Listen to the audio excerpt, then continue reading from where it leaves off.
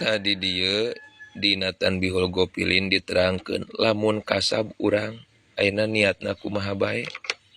tujuan urang kasab teh naon didawuhkeun kieu Kanjeng Nabi Muhammad sallallahu alaihi wasallam ngadawuhkeun man tolaba dunya halalan istiqpapan anil mas'alati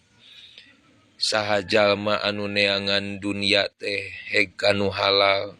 kalayan tujuan ngaraksa diri supaya ulah pepenta ti batur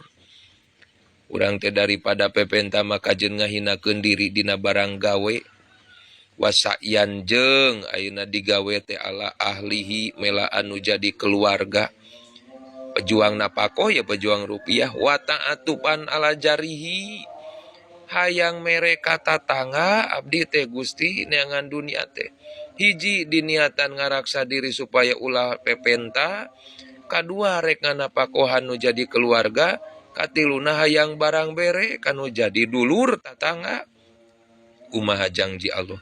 ba'asahullahu yaumal qiyamah sing yakin isukan Allah bakal ngutus ka eta jalma teh di poe kiamah wa wajhuhu kal qamari lailatal badri raraina eta jalma anu neangan dunia halal sapertikeun kitu sapertikeun mangkomar dina peutingan purnama. Subhanallah, indah nu luar biasa kolot urang teh eta bulan purnama eta hargaan kolot urang teh komo nu keur masantren keur neangan ilmu ieu keur pejuang